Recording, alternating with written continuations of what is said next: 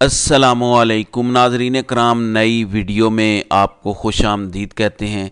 इस वीडियो में मैं आपको विद एविडेंस सबूत दूंगा और दो मोस्ट सीनियर जर्नलिस्ट जो कि रिपोर्टर्स भी हैं और इलेक्शन कमीशन को कवर करते हैं उनकी गुफ्तगू भी सुनवाऊंगा, जिसके बाद आप अंदाज़ा कर सकेंगे कि इलेक्शन की रात 8 और 9 फरवरी की दरमियानी शब क्या हुआ था और किस तरीके से नताइज तब्दील किए गए। सरकारी आदाद शुमार के मुताबिक तहरीक इंसाफ की कितनी सीटें थी कौमी असम्बली में, और उसी तनासब से पंजाब असम्बली, खैबर पख्तूनख्वा और सिंध में बहुत अहम नौयत की ये गुफ्तगू सामने आई है। जबकि कल जो एहतजाज हुआ मुल्क भर में, उसके आफ्टर शॉक्स अभी तक महसूस किए जा रहे हैं। सरदार लतीफ़ खोसा, सलमान अकरम राजा और दीगर वकला को गिरफ्तार किया गया, जिसके बाद वकला तंजीमें एक्टिव हुई। पंजाब बार council, Islamabad high court bar association, Islamabad bar association, supreme court bar association और दीगर वकला तंजीमें जिन्होंने वार्निंग जारी की, जिसके बाद फिर सरदार लतीफ़ खोसा और सलमान अकरम राजा को रिहा किया गया। उनका एक स्टेटमेंट भी आ चुका है। दीगर वकला की रिहाई के लिए भी प्रेशर मौजूद है। दीगर आम कारकुन, आम शहरी जो गिरफ्तार किए गए वो इससे अलग हैं। नाज़रीन इकराम, मरियम नवाज़ जो पहले ही जाली हुकूमत है, महज़ब दुनिया ने, आलमी ज़राए अबलाग ने बहुत ज़्यादा उनको तनकीद का निशाना बनाया है। उसकी वजह यह है कि ये बुनियादी इंसानी हुकूक में आता है। जमहूरी आज़ादी और सियासी आज़ादी के ये मनाफी है, क्योंकि इस वक्त जमहूरियत है, कोई डिक्टेटरशिप या आमरीत नहीं है। अब जो भी इल्ज़ाम आएगा, चाहे पंजाब में या मुल्क के किसी हिस्से में हो, पुलिस गर्दी या शरीफ गर्दी हो, उसकी रिस्पॉन्सिबिलिटी, उसकी ज़िम्मेदारी अब फ़ौज पे कम, मिलिट्री इस्टेब्लिशमेंट पे कम आएगी। सारी की सारी जिम्मेदारी इन्हीं को लेनी पड़ेगी, क्योंकि अब जैसे पहले लोगों को उठाया जाता था, सियासी रहनुमाओं को उठाया जाता था, अब शायद वो सिलसिला ना हो सके। उस तरीके से military leadership, military establishment Maryam नवाज़ और फेडरल गवर्नमेंट को सपोर्ट ना कर सके। इसलिए आलमी ज़राए अबलाग ने कल के एहतजाज को बहुत ही कामयाब करार दिया। ना सिर्फ कामयाब करार दिया, बल्कि इस तरह से रिपोर्ट हुआ कि पाकिस्तान के अवाम इमरान खान के साथ हैं और पाकिस्तान के अवाम ने जाली नताइज कबूल नहीं किए। और उस वक़्त तक पॉलिटिकल स्टेबिलिटी नहीं आएगी जब तक कि ये रिगिंग वाला मामला ख़त्म नहीं होगा और मैंडेट वापस ना किया जाए।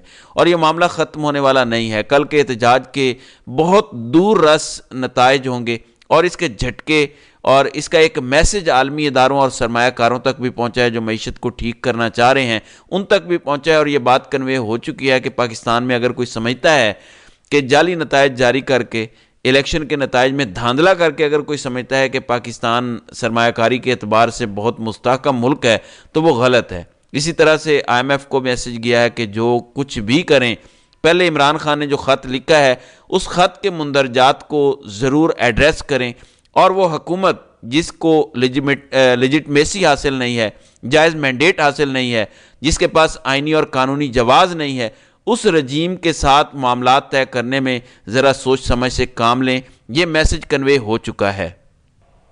नाज़रीन इकराम, जैसे जैसे वक्त गुजरता जा रहा है, इलेक्शन धांधली और इलेक्शन नताइज चोरी के बहुत से सबूत आते जा रहे हैं। अब इसके इशारे सारे के सारे रावलपिंडी की तरफ जा रहे हैं, हमारी फ़ौजी क़यादत की तरफ जा रहे हैं, और इस पर अब लोगों ने बोलना शुरू कर दिया है। इवन वो लोग भी बोल रहे हैं जो पाकिस्तान में मुकीम हैं, जो सिविल सोसाइटी से ताल्लुक़ रखते हैं। वकला बिरादरी बोल रही है कि ये जो कुछ भी हुआ ये फ़ौजी क़यादत की इन्वॉल्वमेंट और फ़ौजी क़यादत के दबाव की वजह से हुआ, और इसमें बराह रास्त मिलिट्री लीडरशिप और हाईएस्ट अथॉरिटी का नाम लिया जा रहा है, बादशाह सलामत का नाम लेके ये बात की जा रही है। बहरहाल कल ऐवान में ओथ हुआ, जिसके बाद नवाज़ शरीफ और जनरल आसिम की मुलाकात नहीं हुई। नवाज़ शरीफ शहबाज शरीफ की हलफ बर्दारी की तकरीब में भी नवाज़ शरीफ पहले चले गए थे, ओथ के फ़ौरन बाद निकल गए थे और रिसेप्शन पर शरीक नहीं हुए थे। कल भी नवाज़ शरीफ आसिफ जरदारी की हलफ बर्दारी की तकरीब में मौजूद थी और उनकी जनरल आसिम मुनीर से मुलाकात हुई, लेकिन आगे नहीं बढ़ सकी। इसका मतलब बड़ा क्लियर है कि टेंशन मौजूद है और ये शिकवा मौजूद है कि शहबाज शरीफ का इंतखाब क्यों किया गया, मेरा इंतखाब क्यों नहीं किया गया, और मेरे रास्ते में रुकावटें क्यों खड़ी की गई। यह मामला मज़ीद शिद्दत इख्तियार करेगा। दूसरी जानिब सेनेट के इलेक्शन में आज़म सवाती और सेनेटर फैसल जावेद खान को दोबारा सेनेट में लाने का इम्कान है। दोनों सेनेटर रिटायर हो रहे हैं 6-6 साल की मुद्दत पूरी करके। تحریک انصاف کی طرف سے ان دونوں سینیٹرز کو دوبارہ سے اگلی ٹرم کے لیے ٹکٹ دیے جائیں گے اور دونوں کا خیبر پختونخوا سے انتخاب ہوگا، تو آپ کہہ سکتے ہیں کہ دونوں آزمودہ سینیٹر واپس آئیں گے خیبر پختونخوا اسمبلی کے کوٹے سے۔ اب ناظرین اکرام، میں وہ گفتگو سنواتا ہوں، یہ گفتگو الیکشن سے متعلق ہے۔ یہ بات واضح ہو چکی ہے کہ واقعی الیکشن چوری کیا گیا۔ یہ چوری کیسے کیا گیا، کس نے کیا، اس کے بارے میں احوال آپ کو بتاتے ہیں، جبکہ نواز شریف کے بارے میں بھی ایک خبر ہے کہ نواز شریف بھی بڑے برے طریقے سے اس رات ہار گئے تھے اور ان کے حلقے سے ان کو جتوانے کے لیے 50 فارم 45 تبدیل کیے گئے، 30 ٹیمپرڈ کیے گئے، جبکہ 20 نئے فارم 45 داخل کیے گئے دستخط کروانے کے بعد۔ نواز شریف والے حلقے کے ریٹرننگ افسر کے ساتھ بھی بہت کچھ ہوا، وہ تبدیل کیے گئے، دوسرا آیا۔ پہلے آپ یہ گفتگو سن لیں، most senior journalist Saqib Bashir اور ان کے ساتھ دوسرے سینئر موسٹ جرنلسٹ ہیں جنہوں نے ایک ویلاگ کیا، اس کا ایک پورشن ہے کہ الیکشن کی رات کیا ہوا، یہ ذرا ملاحظہ کریں۔ طور پر خاموشی ہے۔ اور انٹرسٹنگ بات ہے، پول رات ہو رہی تھی، ٹی وی چینل جو اشتہارات اپنا نتائج چلا رہے تھے، میں ان کے الیکشنز مینجمنٹ کنٹرول سسٹم کے اندر چلا گیا، ٹھیک ہے، سیل کے اندر چلا گیا جہاں سے آپ نے بیاز لائیو کیا تھا۔ میں وہاں پر گیا، اس وقت وہ بند، مطلب یہ کہ آنے کی اجازت نہیں تھی، میں وہاں پر پہنچ گیا۔ میرا ایک سورس تھے وہاں پہ، میں ان سے پوچھا، میں نے کہا بھائی یہ ٹی وی چینل نتیجے چلا رہا ہے وہ ٹھیک ہیں؟ کہتے جی بالکل ٹھیک ہے۔ اچھا، میں نے کہا یہ تو چلا رہے ہیں کہ تحریک انصاف والے 140 کے قریب سیٹیں جیت رہے ہیں۔ کہتے ہیں 140 نہیں 160 کے قریب ہے۔ اچھا، کہتے ہیں اور ہمارے پاس 55% کے قریب نتیجہ جو ہے وہ موصول ہو چکا ہے۔ اچھا، لیکن جیسے ہی چیف الیکشن کمشنر صاحب باہر جاتے ہیں پھر واپس آتے ہیں، اس کے بعد کہانی ہی تبدیل ہو جاتی ہے۔ ٹھیک ہے، تو میں یہ سمجھتا ہوں کہ الیکشن کمیشن آف پاکستان اس سارے نتائج کی تبدیلی کے اندر جو ہے وہ نہ صرف شامل ہے، اور جو اس کی جو مسلسل خاموشی مطلب ان کی ناکامی ہے بنیادی تو انڈرسٹوڈ ہے بھائی۔ دیکھیں الیکشن پول ڈے کے اوپر کوئی گڑبڑ نہیں ہوئی، صحیح ہے، فارم 45 پہ بھی کوئی گڑبڑ نہیں ہوئی، لیکن جیسے ہی بچن فارم 47 کا مرلہ آیا ہے وہاں پر کہانی الٹا دی گئی ہے، جو جیتنے والے ہیں وہ ہار گئے ہیں۔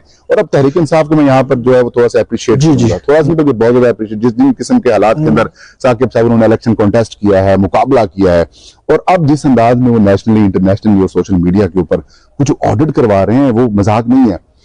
اب تک 5-7 حلقوں کا اثر آڈٹ کیا گیا ہے، کراچی کے حلقہ کیا گیا ہے، MA 130 کا حلقے کا آڈٹ کیا ہے، کہ اس کے اندر چیز جو سامنے آئی ہے وہ یہ آئی ہے کہ 50 فارم 45 تبدیل کر کے نواز شریف کو جتوایا گیا ہے، اور 20 فارم 45 نئے ڈالے گئے ہیں۔